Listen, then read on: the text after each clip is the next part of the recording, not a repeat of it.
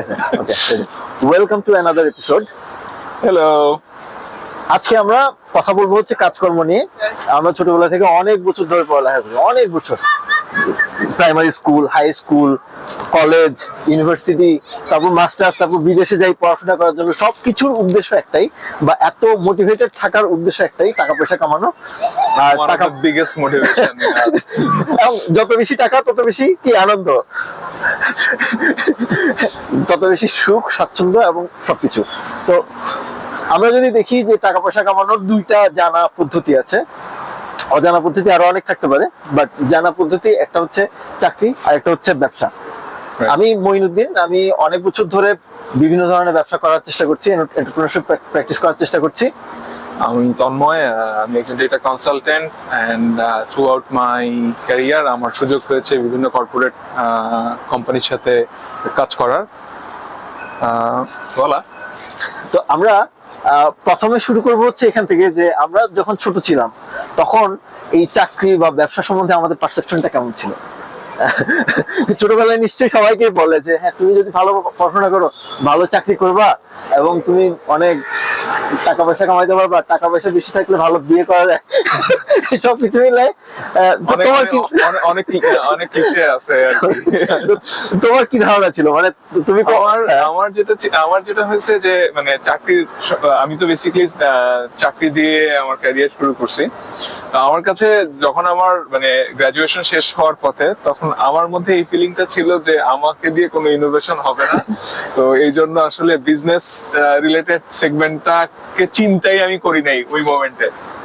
তো টাকা উপার্জনের মেইন সোর্সই তখন আমার কাছে ভিশন একটাই ছিল, সেটা চাকরি। এবং ওই চাকরিটার জন্যই আমি তখন কাজ করছি যে যাতে আমার ডেইলি লাইফের যে খরচ টরচ আছে সেগুলো আমি আমার চাকরি দিয়ে মেনটেন করতে পারি। এটাই। তোমার মোটিভেশন কি ছিল? আমি যখন গ্রাজুয়েশন কমপ্লিট করি, আমি as a whole throughout my life আমি বিভিন্ন ধরনের ভলান্টিয়ার অ্যাক্টিভিটি করতাম। আমি বিভিন্ন ধরনের সায়েন্স প্রজেক্ট ইত্যাদি ইত্যাদি নিয়ে ব্যস্ত থাকতাম, বাচ্চাদেরকে জিনিসপত্র শিখাতাম। তো সবকিছু মিলিয়ে আমার ইনোভেশন বলা যাবে কিনা জানি না, আমার নিজে কিছু করার ব্যাপারে আগ্রহটা খুব স্ট্রং ছিল। এবং যখনই যার সাথে সুযোগ পেতাম তখনই তার সাথে কিছু না কিছু করার চেষ্টা করতাম। তো যখন আমি গ্রাজুয়েশন কমপ্লিট করেছি, তখন আমি যতটা চাকরির ব্যাপারে আগ্রহী ছিলাম, তার চেয়ে আমার শিক্ষক এবং আমার ফ্যামিলি এরা খুবই বেশি আগ্রহী ছিল। আমি অনেক চাকরির অফারও পেয়েছি খুব প্রাইভেটলি, কিন্তু আমি সবকিছু এড়ানোর জন্য আমার একটা এক্সকিউজ ছিল, সেটা হচ্ছে তখন আমি প্রবাবলি 2-3টা গ্রুপের সাথে 2-3টা ধরনের বিভিন্ন জিনিসপত্র কাজ করছি। এবং আমার মাথায় মানে আমি জানতাম না যে আসলে টাকা কি পাবো না পাবো, কিন্তু আমার কাছে মনে হচ্ছিল এই জিনিসগুলো শেষ করা দরকার, শেষ না করে আমি আরেকটা কিছু করতে পারবো না।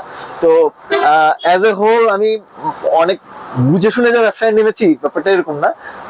ওই কাজগুলা ধারাবাহিকভাবে আমাকে কিছু না কিছু টাকা পয়সা এনে দিয়েছে এবং ধারাবাহিকভাবে এটা বেড়েছে। তো আমি এটাতে রয়ে গেছি। কিন্তু মানে এখানে একটা প্রশ্ন থাকে এরকম যে আমাদের তো একটা মোটিভেশন হচ্ছে যে টাকা উপার্জন করা, এটা দরকার আমাদের লাইফে, ডেইলি লাইফ মেনটেন করার জন্য। তো তুমি যখন এই প্রজেক্ট গুলা করতা তোমার স্টাডি শেষ হয়ে যাওয়ার পরে, তো তখন তোমার যে টাকা উপার্জন করতে হবে সেই প্রেশারটা তুমি যখন ফিল করতা, তো তোমার প্রজেক্ট গুলা করার ইন্টারেস্ট প্লাস হচ্ছে টাকা উপার্জনের নিড, এই দুইটাকে কিভাবে অ্যাডজাস্ট করতা? এটা একটু মানে ইন্টারেস্টিং বিষয়টা হচ্ছে, আমি যে খুব ভালো ছেলে এটা এখানে প্রুভ হবে যে আমি কোনো প্রেম করতাম না।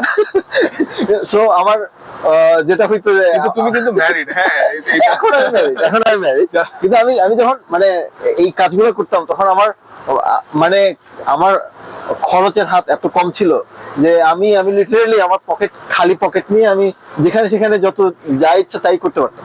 মানে আমার খরচ খুব কমই ছিল।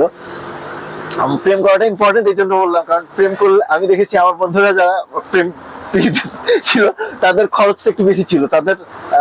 তাদের অনেকেই হচ্ছে আমার সাথে কাজ করতে গিয়ে কন্টিনিউ করতে পারে নাই, এট সাম পয়েন্ট তাদেরকে জবে চলে যেতে হয়েছে। তো আমি অনেকদিন পর্যন্ত টাকার দেখা পাই নাই, কিন্তু টাকার প্রয়োজনীয়তা ওইভাবে বোধ হয় নাই, এবং সেজন্য আমি ওই প্রজেক্টগুলো নিয়ে কাজ করতে পেরেছিলাম। আচ্ছা, সো এখন আমরা দুইটা সেগমেন্ট নিয়ে কথা বলবো। প্রথম সেগমেন্ট হচ্ছে যে তুমি যখন অ্যাজ আ এন্টারপ্রেনার বা লেটস সে আমি যখন কর্পোরেট কোনো ওয়ার্ল্ডে আমি জয়েন করছি, তো জয়েন করার আগে আমাদের পারসেপশনটা কিরকম ছিল, আর জয়েন করার পরে একটা সার্টেন এক্সপিরিয়েন্স গ্যাদার করার পরে আমাদের রিয়েলিটিটা কি রকম সেটা নিয়ে একটু কথা বলি, কি বল? আচ্ছা, তুমি কি বলবা যে মানে তোমার ছোটবেলায় তোমার এন্টারপ্রেনারশিপ বা ব্যবসা নিয়ে কোনো ধরনের পারসেপশন ছিল কিনা, বা থাকলে সেটা কেমন ছিল?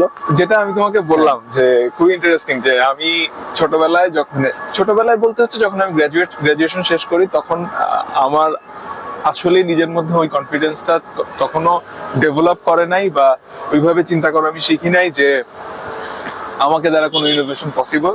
সো বিজনেস তখন আমার জন্য কোনো রাস্তা ছিল না আর কি, কারণ আমি তখন বুঝতাম না এগুলা। তো টাকা উপার্জন করার আমার বা আর্ন করার আমার মেইন ইয়েই ছিল যে আমার কোনো একটা কোম্পানির সাথে সিভি ড্রপ করতে হবে, ওইখান থেকে আমাকে কল করবে, ইন্টারভিউ দিয়ে পাস করে আমি ওইটাতে চাকরি শুরু করব, এবং ওরা মাসে মাসে আমাকে টাকা দিবে, এবং ওইখানে বছরের পর বছর থেকে খেটে খেটে খেটে খেটে এক পজিশন থেকে আরেক পজিশনে যেয়ে একটা সময় বড় বড় স্যার হয়ে যাব, এই ধরনের পারসেপশন ছিল আমার প্রথমে। পরে বাট অফকোর্স ওভার টাইম এইসব পারসেপশন অনেকখানি চেঞ্জ করে, সার্কামস্টেন্সেস বলো, ডিফারেন্ট কান্ট্রির এক্সপিরিয়েন্স বলো, যখন তুমি বিভিন্ন দেশের মানুষের সাথে কথাবার্তা বলবো, তোমার এই পারসেপশন গ্র্যাজুয়ালি চেঞ্জ হবে। কারো একটু আগে হয়, কারো হয়তো বা থ্রু আউট দ্য জার্নিতে হয়, বাট আলটিমেটলি তোমার পারসেপশন চেঞ্জ হবে। আমারও এরকম হয়ে গেছে। চেঞ্জ নিয়ে আমরা আবার পরে কথা বলবো। তোমারটা বলো। তো আমার পারসেপশন, আমি একদম ছোটবেলার কথা বলতে পারি, মানে ছোটবেলা মানে হচ্ছে যখন ক্লাস 3-4 পড়ি, তখন আমাদের বাসায় বিটিভি ছাড়া কোনো চ্যানেল ছিল না। তো বিটিভিতে একটা মজার জিনিস দেখাতো কিছুক্ষণ পর পর, সেটা হচ্ছে যুব উন্নয়ন কর্মসূচি। তো আমার কাছে ওই এন্টারপ্রেনারশিপ, ব্যবসা, স্বাবলম্বী হওয়ার ফার্স্ট মিনিং ছিল হচ্ছে এই যুব উন্নয়ন কর্মসূচি। এবং সেখানে আমি দেখতাম যে গ্রামের তরুণ ছেলে পেলে তারা যুব উন্নয়নের ট্রেনিং নিয়ে তারপর তারা পুকুরে মাছ চাষ করে, এবং এট সাম পয়েন্ট তারা খুব সাকসেসফুল হয়, এবং সাকসেসফুল হওয়ার পর তাদের দৃশ্যটা হচ্ছে এরকম যে নতুন লুঙ্গি এবং নতুন স্যান্ডো গেঞ্জি পরে তারা অনেক বড় একটা মাছ কোলে নিয়ে দাঁড়িয়ে দাঁড়িয়ে খুব আনন্দ করে। Sign of success. তো এটা ছিল আমার মানে আইডিয়া। কিন্তু ধারাবাহিকভাবে আমি যেটা হয়েছে, আমি গ্রামেও বড় হই নাই, আমার সম্পত্তির মধ্যে কোনো পুকুর টুকুরও নাই, তো এগুলো সব বাদ, এটা দিয়ে আমার হবে না। আমার একজন প্রাইভেট টিউটর ছিল, উনি কম্পিউটার সায়েন্সে পড়তেন, এবং ওনার কাছ থেকে আমি মানে আইডিয়া পেয়েছি যে ওখান থেকে আমার আগ্রহটা তৈরি হয়েছে কম্পিউটার সায়েন্সে পড়ার ব্যাপারে। এবং আমি দেখেছি উনি বলতো ওনার পড়াশোনা শেষ হলে উনি যে স্যালারি পাবে সেটা হচ্ছে 10,000 টাকা। তো আমার ধারণা ছিল আমিও যদি কম্পিউটার সায়েন্সে পড়াশোনা করি তাহলে আমি চাকরি পাবো 10,000 টাকা বেতনের। আমরা কথা বলতেছি কোন ইয়ারের দিকে? আমি এটা বলছি হচ্ছে 99, 98। তখন তো 10,000 টাকা অনেক ছিল, অনেক। হ্যাঁ, তো এটাই। সো এখন ইয়া হচ্ছে যে এটা তো ছিল তোমার এক্সপেকটেশন। তো তারপরে তো তুমি একটা বড় জার্নি করছো অ্যাজ আ এন্টারপ্রেনার। বাংলাদেশেও তুমি অনেক ভেঞ্চার রান করছো। এখন বাংলাদেশের খেলা শেষ করে এখন গন্ডি পেরিয়ে তুমি এখন চলে আসছো প্যারিস শহরে। তো এখানে তোমার এক্সপিরিয়েন্স তুমি গ্যাদার করছো, তোমার কাজের পরিধি বাড়ছে। তো এখন তোমার কাছে রিয়েলিটিটা কিরকম লাগতেছে? তোমার কাছে কি মনে হয় যে 10 বছর আগে তুমি যেভাবে চিন্তা করতা তুমি ওই ধরনেরই আউটপুট পাচ্ছ, বা তোমাকে যদি 10 বছর আগে এই নলেজ দিয়ে পাঠানো হইতো তুমি কি সব কাজগুলোকে একটু অন্যভাবে করতা, বা কোন কোন জিনিসগুলো তুমি চেঞ্জ করতে চাইতা? আচ্ছা, তো আমি আমার একটা সময় আমি আমার এই যে কাজকর্ম থেকে যে এই ইনকামটা ট্র্যাক করতাম যে কিভাবে এটা বাড়ছে। যেমন আমি প্রথম ইকোনমিক অ্যাক্টিভিটির মধ্যে ঢুকি, মানে একটা রিয়েল অফিস খুলে ব্যবসা শুরু করি হচ্ছে 2011 সালে শুরু থেকে। তো 2011 সালের শেষ নাগাদ আমার টোটাল ইনকাম ছিল 15,000 টাকা। 2011 সালের, মানে সারা বছরে 12 মাসে ইনকাম হচ্ছে মাত্র 15,000 টাকা। পরের বছর এটা 1 লাখ পার হয়, তারপর ধারাবাহিকভাবে মানে অনেক দূর যায়। এবং সব সময় আমি কাজ করেছি বাংলাদেশ এবং বিদেশ সবকিছু মিলে, গ্লোবাল পার্সপেক্টিভেই আমি কাজ করতাম।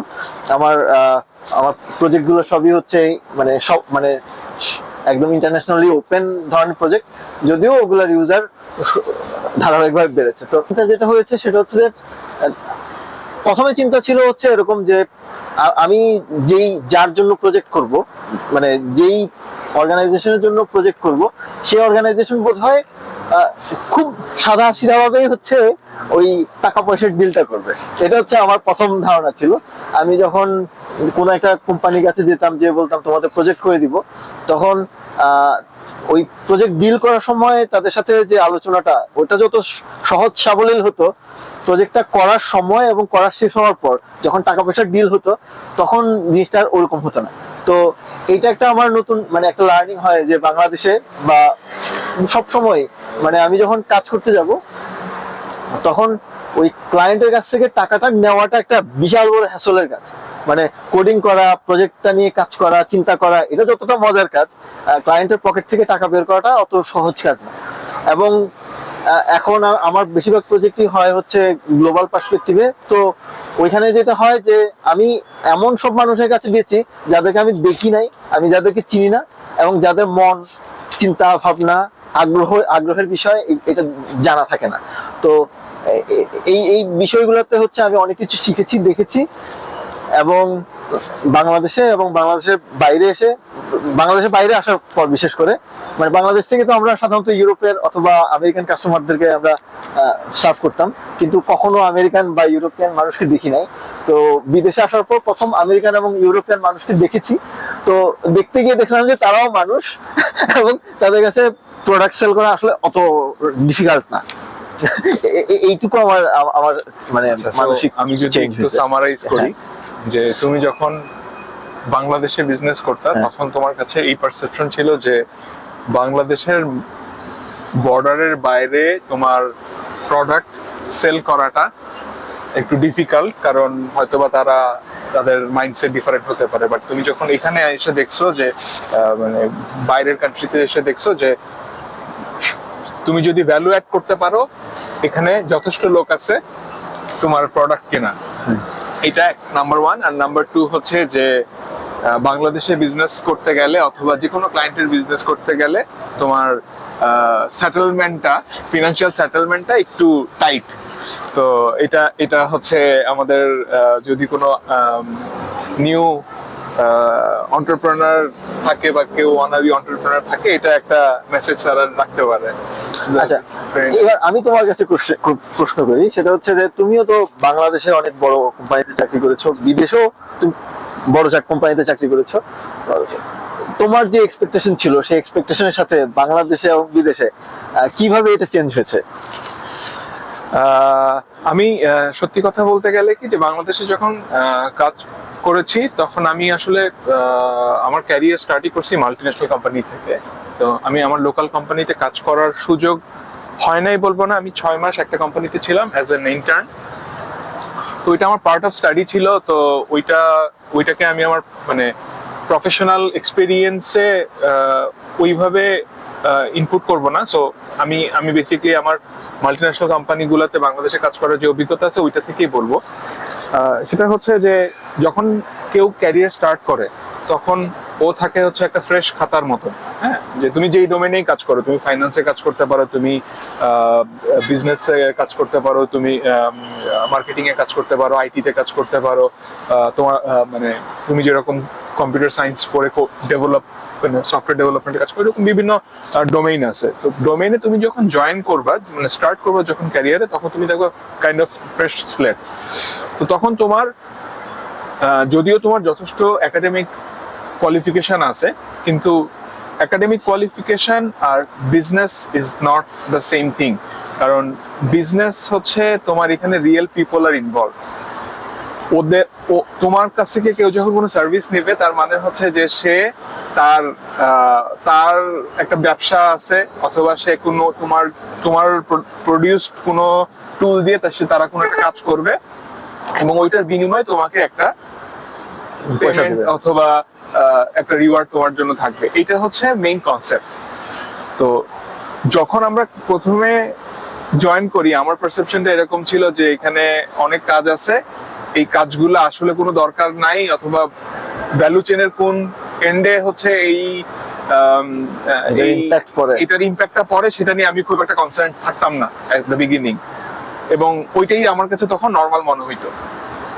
কিন্তু যখন আমার 1 বছর 2 বছরের এক্সপিরিয়েন্স হয়েছে এবং আমি চাকরিতে জয়েন করার আগ পর্যন্ত আমার পারসেপশন এরকমই ছিল, তো যখন আমি তোমার এই কাজ শুরু করছি, আমার একটু এক্সপিরিয়েন্স গ্যাদার করার পরে আমাকে যখন 2-1টা প্রজেক্ট নিজে হ্যান্ডেল করতে দেওয়া হয়েছে, তখন আমার আসলে মাল্টিপল এরিয়া নিয়ে কাজ করার সুযোগ হয়েছে এবং আমি বুঝতে পারতেছিলাম আস্তে আস্তে যে এই যেই কাজটা আমি করতেছি সেটার এন্ড প্রোডাকশনটা কি হবে, এটা কেন লোকজন ইউটিলাইজ করতে পারবে, এবং ওইটার জন্য আমি বুঝতাম যে কোন জায়গায় চেঞ্জ করা দরকার।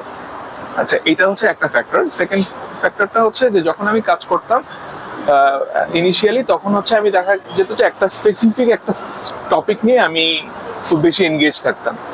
কিন্তু ওভার টাইম আমি যখন বাইরে আসছি, এরপরে আমার কাজের সুবাদে যখন কাজের কারণে যখন আমার বিভিন্ন জায়গায় বিভিন্ন কান্ট্রিতে যেতে হয়েছে, ওখানে আমি আমার কলিগদের সাথে যখন মিট করছি বা ওভার দ্য টাইম আমি যে এক্সপিরিয়েন্সটা গ্যাদার করছি, আমার কাছে এটা ফিল হয়েছে যে কোনো একটা স্পেসিফিক ডোমেইনে তুমি যদি চাকরি করো, তাহলে তুমি যদি কোনো একটা স্পেসিফিক ডোমেইনে স্পেশালিস্ট হও, দিস ইজ গুড, তোমাকে ওই ডোমেইনে তোমাকে অনেক এক্সিলারেট করবে, but at the same time এটা খুবই ইম্পর্টেন্ট যে তুমি তোমার হোল বিজনেসের প্রত্যেকটা সেগমেন্টে নলেজ তুমি রাখো।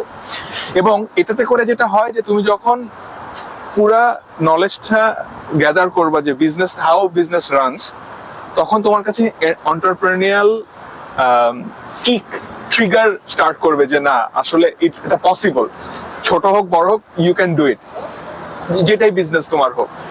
তো এবং কারণ তুমি ডিফারেন্ট এরিয়া নিয়ে বুঝতে পারবা যে একজন লেটস সে আইটি পার্সোনাল, সে বুঝতে পারবে যে মার্কেটিং কেন কাজ করে, ও বুঝবে যে ফাইন্যান্স কেন কাজ করে, তো ডিফারেন্ট এরিয়া নিয়ে তুমি তখন কাজ করতে পারবা। তবে আমার কাছে মনে হয়েছে যে চাকরির যখন আমি চাকরি শুরু করি তার আগে আমার যে পারসেপশন আর রিয়েলিটিতে পারসেপশনটা পুরোটাই ডিফারেন্ট, বিকজ ইন রিয়েলিটি আমার কাছে মনে হয়েছে চাকরি ইজ লার্নিং প্ল্যাটফর্ম, এন্ড তুমি যদি এটাকে প্রপারলি ইউটিলাইজ করতে পারো, ইউ ক্যান ডু আ লট।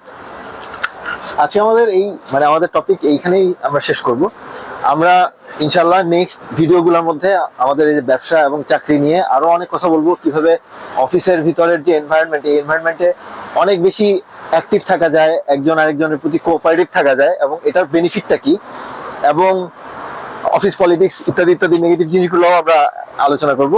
সেই সাথে আমরা আলোচনা করব ব্যবসাতেও এই ধরনের কি কি চ্যালেঞ্জ আছে, মানে এবং ব্যবসাতে এক্সেল করার জন্য আপনার কোথা থেকে শুরু করে কোন কোন বিষয়গুলোতে জোর দিলে ধারাবাহিকভাবে ব্যবসাকে সামনের দিকে এগিয়ে নিয়ে যাওয়া যায়। তো অ্যাবসলিউটলি হ্যাঁ, নেক্সট আমাদের চ্যানেলে অবশ্যই সাবস্ক্রাইব করবেন যদি আগ্রহ থাকে। আর on that note, stay motivated.